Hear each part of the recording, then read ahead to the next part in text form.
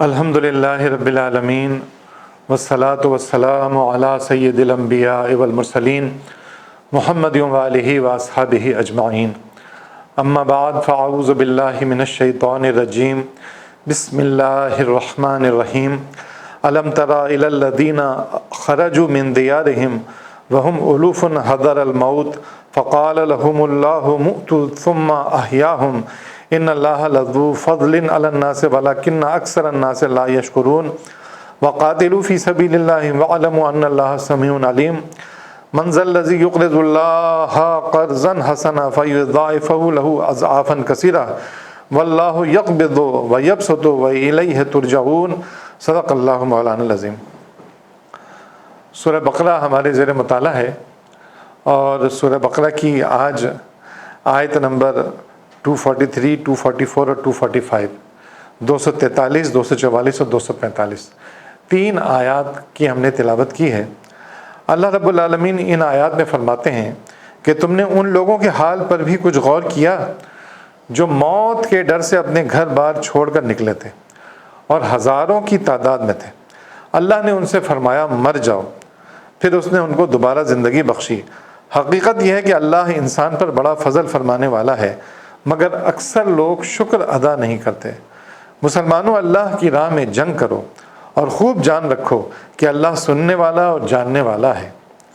تم میں کون ہے جو اللہ کو قرض دے اور قرض حسن دے تاکہ اللہ اسے کئی گنا بڑھا چڑھا کر واپس کرے؟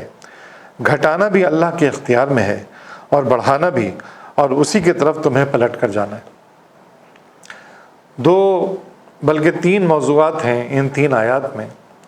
پہلی آیت میں تو بنی اسرائیل کا قصہ ہے کہ جب بنی اسرائیل مصر سے نکالے گئے اور سیدنا موسیٰ علیہ السلام ان کو لے کر نکلے اور سامنے سمندر آ گیا، سمندر میں راستہ بنا، پھر یہ لوگ وہاں سے نکلے۔ نکلنے کے بعد حضرت موسیٰ علیہ السلام 2 سال تک یہ لوگ اللہ رب العالمین انہیں بٹھا کر کھلاتا پلاتا رہا۔ پھر اللہ رب العالمین کی طرف سے موسیٰ علیہ السلام نے ان سے کہا کہ فلسطین کی جانب چلو اور وہاں ان سے لڑائی کرتے ہیں اور ان سے جنگ کریں گے۔ جنگ کرنے کے نتیجے میں ہم غالب ہو جائیں گے اور پھر وہ بڑی سرسبز و شاداب زمین ہے وہ ہمیں مل جائے گی۔ لیکن دنیا پرستی کے جو لوگ دنیا پرستی میں مبتلا ہو جاتے ہیں، سورہ مائدہ میں آیت نمبر 21 سے 25 تک اس کی پوری تفصیل ہے، جس میں بتایا گیا کہ جب سیدنا موسیٰ علیہ السلام نے ان لوگوں سے یہ بات کہی تو انہوں نے کہا کہ بھائی وہاں تو بڑے جبار لوگ رہتے ہیں، بڑے طاقتور لوگ رہتے ہیں، ہم ان سے نہیں لڑ پائیں گے، اور نہ صرف یہ کہ لڑ نہیں پائیں گے بلکہ وہ ہمیں مار دیں گے۔ اور اگر ایسا ہی ہے کہ اللہ رب العالمین ہمیں وہ زمین دینا چاہتا ہے تو اے موسیٰ علیہ السلام آپ اور آپ کا اللہ میاں جا کے لڑے، جب آپ جیت جائیں تو ہمیں بتا دیجیے گا، ہم آ جائیں گے۔ تو سیدنا موسیٰ علیہ السلام نے پھر دعا کی کہ اے اللہ ہمیں ان سے علیحدہ کر دے، یہ ہماری بات ماننے والے نہیں ہیں۔ وہاں 2 آدمیوں نے جو ایمان والے تھے انہوں نے تقریر بھی کی، سمجھایا بھی لوگوں کو کہ دیکھو اس طرح مت کرو۔ اور پھر ہوا کیا، عذاب کیا ملا؟ 40 برس تک وہ کسی اچھی جگہ بنی اسرائیل کو نہ مل سکی اور یہ جنگلوں میں بیابانوں میں گھومتے پھرتے رہے۔ 40 برس کا عذاب ان پر رہا۔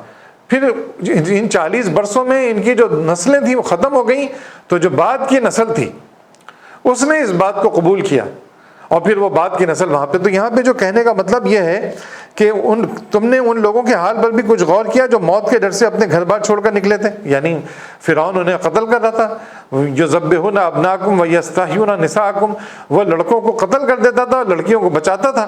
تو وہاں سے تو یہ لوگ بڑی مشکل سے نکلے تھے، حضرت موسیٰ علیہ السلام انہیں نکال کر لے کر آئے تھے۔ اور پھر کیا مر جانا اور زندہ ہونا کیا مطلب ہے؟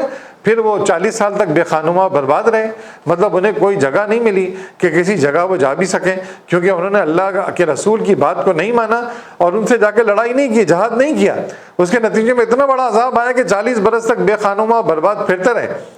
اور پھر دوبارہ زندہ کیا، پھر دوبارہ ان کے یہاں جو جوان ہوئے، جوانوں نے پھر دوبارہ سے ان سے جا کر لڑائی کی، اور پھر فلسطین، ارض فلسطین اسرائیل کو ملا اور اسرائیل وہاں پر رہنے لگے۔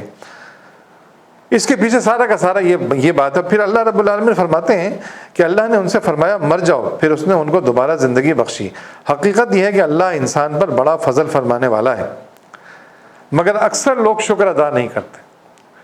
اللہ رب العالمین ہر طریقے سے فضل فرماتا ہے، چاہتا ہی ہے کہ اس کے بندے اس کی اطاعت و فرما برداری کریں، لیکن آدمی شکر نہیں ادا کرتا اللہ رب العالمین کا۔ اس شکر کے بارے میں یہ بات ہم سب لوگ جانتے ہیں، سمجھتے ہیں۔ ایک شکر تو یہ ہے کہ جو نعمت ملی اس پر ہم نے کہا کہ یا اللہ آپ کا شکر، آپ نے ہمیں یہ نعمت دی۔ ہماری آنکھیں ہیں، ہمارے کان ہیں، ہم زبان سے بول رہے ہیں، نگاہوں سے دیکھ رہے ہیں، زبان سے کھا رہے ہیں، مزہ چکھ رہے ہیں، ساری چیزیں ہمیں پتہ ہیں، اس پر ہم اللہ رب العالمین کا شکر ادا کرتے ہیں۔ کھانا کھاتے ہیں تو کہتے ہیں الحمدللہ الذی اطعمنا وسقانا وجعلنا من المسلمین، ہم اللہ کا شکر ادا کرتے ہیں کھانا کھانے کے بعد۔ شکر کی یہ زبانی صورتیں ہیں۔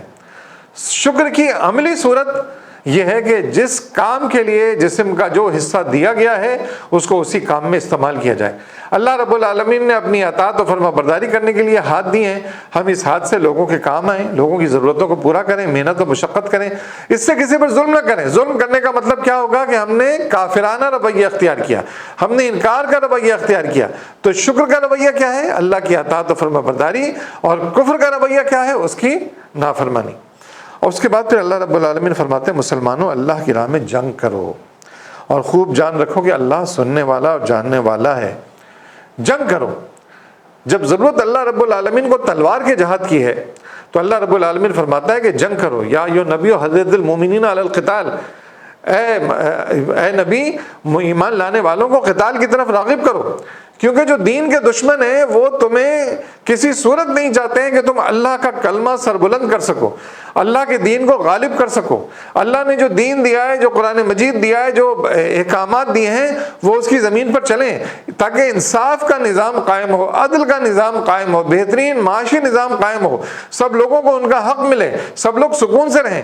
لیکن جو بدماش لوگ ہوتے ہیں، جو زوراور لوگ ہوتے ہیں، جو حکومتوں میں جو لوگ ہوتے ہیں، جو اس وقت کار پرداز ہوتے ہیں، پوری اپنی سلطنت کو چلا رہے ہوتے ہیں، وہ نہیں چاہتے ہیں کہ ایمان لانے والے لوگ جو ہے نا وہ اس کلمے کو لے کر آئیں، کیونکہ جب یہ کلمہ غالب ہوگا تو سب کو اللہ رب العالمین کے سامنے جواب دہ ہونا پڑے گا، پھر یہ کرپشن نہیں چلے گی، پھر اللہ رب العالمین کی نافرمانی نہیں چلے گی۔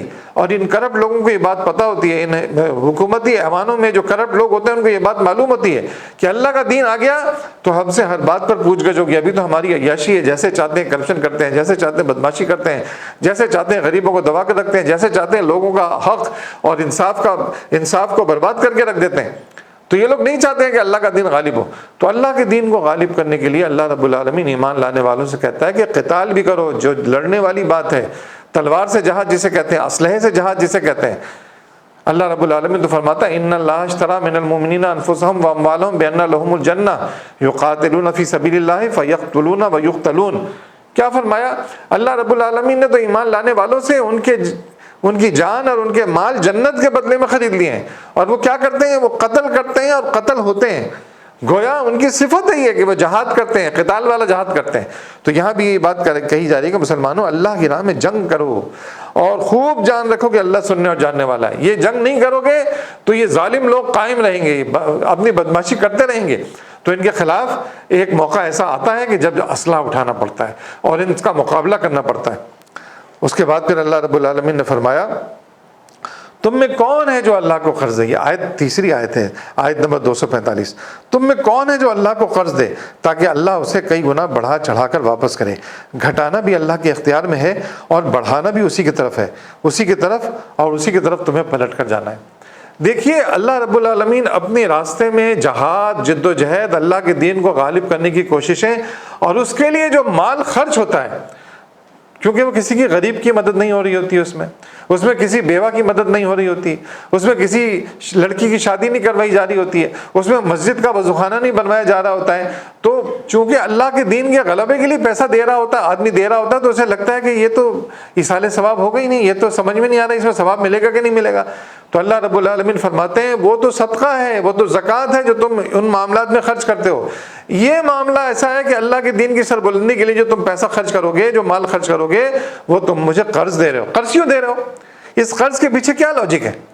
کیونکہ اللہ کا کام ہے، اللہ کا دین غالب کرنے کا کام ہے، وہ تم سے لینا چاہتا ہے اور تم اس میں مال بھی خرچ کر رہے ہو، تو اس کا مطلب اللہ کو قرض دے رہے ہو۔ تو اللہ رب العالمین یہی فرماتا ہے نا الذین ينفقون اموالهم باللیل والنہار سرا وعلانیۃ فلہم اجرہم عند ربہم ولا خوف علیہم ولا هم یحزنون۔ جو مال اللہ رب العالمین نے دیا ہے ان لوگوں کو، ایمان لانے والے لوگوں کو، وہ رات اور دن اس میں سے اللہ کی راہ میں خرچ کرتے ہیں، چھپے اور دکھا کر دونوں صورتوں میں اللہ کی راہ میں خرچ کرتے ہیں۔ اور پھر اللہ رب العالمین کیا کریں، ان کے لیے بہترین اجر ہے، اور بہترین اجر کے ساتھ ساتھ دوسری چیز کیا ہے، ان کو پھر کسی خوف اور غم میں مبتلا نہیں ہونا چاہیے، ان کو اپنے مستقبل کی فکر نہیں کرنی چاہیے، کیونکہ انہوں نے اللہ کے راستے میں قرض دیا، اللہ کو قرض حسنہ دیا ہے، تو اللہ رب العالمین فرماتا ہے میں اسے بہت بڑھا چڑھا کر واپس کروں گا تمہیں۔ اور اس بڑھا چڑھانے میں کوئی لمٹ نہیں بتائی گئی، 10 گنا دے گا، 70 گنا دے گا، 700 گنا دے گا، 7000 گنا دے گا، کروڑ گنا دے گا، یہ اللہ نے اپنے پاس رکھا ہے۔ جیسی نیت خالص ہوگی اللہ کے دین کے معاملے میں مال خرچ کرنے کی، ویسا ہی اللہ رب العالمین زیادہ مال عطا کرے گا، ویسے ہی اللہ رب العالمین بے انتہا بہترین مال عطا کرے گا۔ وہ رب العالمین ہے، وہ جتنا چاہے اپنے بندے کو دے۔ تو فرما رہا ہے اللہ رب العالمین تم میں کون ہے جو اللہ کو قرض حسن دے؟ اس ایک صحابی رسول نے پوچھا تھا یا رسول اللہ، اللہ تو کائنات کا مالک ہے، اسے قرض چاہیے؟ فرمایا کہ ہاں، اللہ رب العالمین اپنے دین کے راستے میں جو مال تم دیتے ہو اس کو قرض ہوتا ہے، اسے وہ قرض کہتا ہے، اپنے اوپر قرض سمجھتا ہے اللہ رب العالمین، اور اس کے بدلے میں کہتا ہے کہ میں تمہیں بہت بڑھا چڑھا کر واپس دوں گا۔ تو حضرت قتادہ رضی اللہ تعالیٰ عنہ نے نبی اکرم صلی اللہ علیہ وسلم سے جب یہ بات سنی تو فرمایا کہ یا رسول اللہ اپنا ہاتھ بڑھائیے۔ حضور نبی کریم صلی اللہ علیہ وسلم نے ہاتھ بڑھایا تو ان کے ہاتھ پر ہاتھ رکھ کر کہا کہ یا رسول اللہ، میرا جو کھجوروں کا باغ ہے جس میں 600 سے زیادہ کھجور کے بہترین درخت ہیں، یہ باغ میں اللہ کو قرض دیتا ہوں، اس کے بدلے میں اللہ رب العالمین مجھے بہت عطا کرے گا۔